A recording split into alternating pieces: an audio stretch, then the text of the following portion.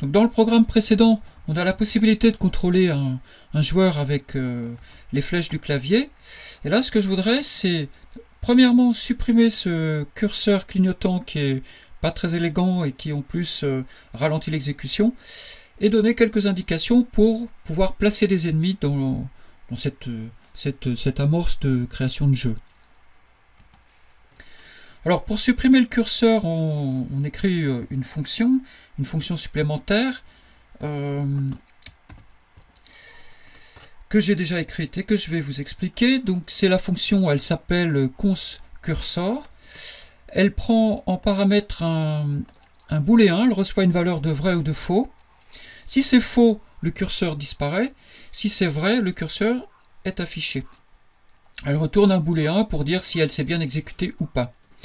Alors, je m'appuie sur en fait une structure de données de la librairie windows.h qui donne toutes les informations sur le curseur. Il n'y en a pas beaucoup, il n'y en a que deux.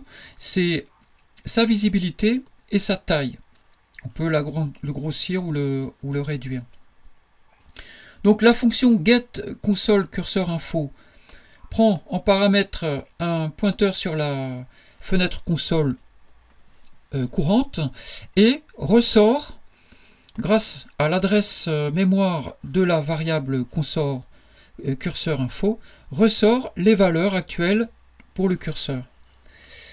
Ici, je modifie la valeur, donc je mets ce qui sera rentré ici, je le passe dans visible, et là, je l'actualise pour qu'effectivement ce soit visible.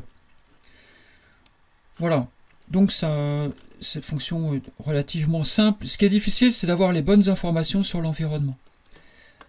Alors j'appelle la fonction. L'appel de la fonction, c'est son nom. Donc c'est consCursor.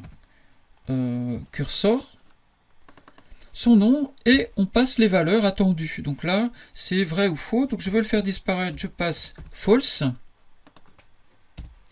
Voilà. Donc maintenant, si je recompile,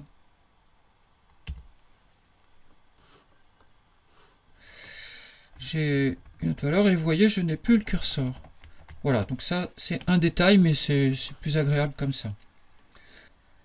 Alors la boucle d'événements qu'on a créée tout à l'heure, elle est non bloquante. C'est-à-dire que ça tourne, et si, et seulement si, on appuie sur une touche, dans ce cas-là, on rentre dans le if, et on exécute toutes les instructions liées au if. Sinon, eh ben, ça tourne.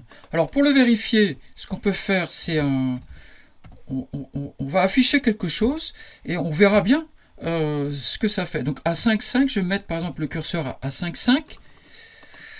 Je vais prendre une couleur aléatoire qui changera à chaque tour. Ça, vous verrez que ça va très très vite aussi. Donc je vais prendre rand modulo 255 et je vais afficher une chaîne de caractères. Par exemple, voilà, comme ça.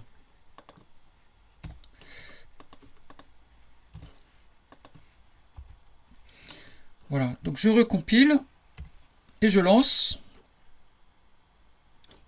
Voilà, donc on voit bien avec le changement des couleurs, ça flash un peu. On voit bien donc que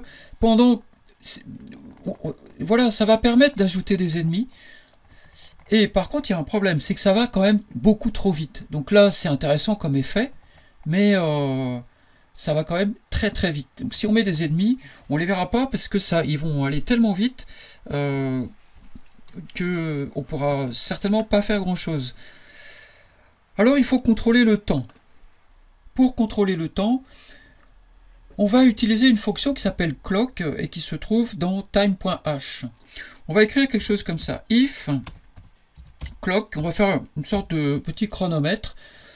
If clock supérieur à top, alors ça sera une variable que je vais déclarer un peu plus tard, plus plus par exemple 30, je crois que ça ne devrait pas être mal au niveau du ralenti, il ne faut pas que ce soit trop ralenti non plus. Et seulement dans ce cas-là, on fera les instructions qui nous intéressent. Alors clock, temps, pardon, je vais le déclarer ici. Je vais mettre ici int top et je vais mettre à 0 au départ. Voilà.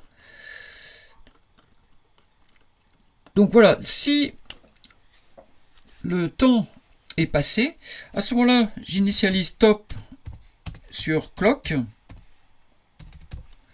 Voilà. Et puis puis voilà. Et puis c'est tout. Donc là, par exemple, ça, je vais le mettre à l'intérieur. Et on verra la différence avec ce qu'on a vu tout à l'heure. Voilà, donc 30, c'est encore très rapide. Donc je vais rajouter du temps.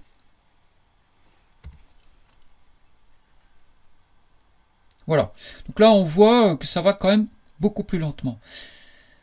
Voilà, donc ça c'est très important, c'est indispensable pour pouvoir ajouter des ennemis.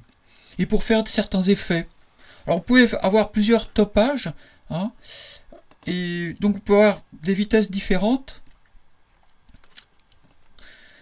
Et faire par exemple des affichages, ce qui pourrait être marrant c'est de faire un sapin de Noël par exemple avec des guirlandes ou des choses comme celle-là. Donc on peut imaginer pas mal de choses.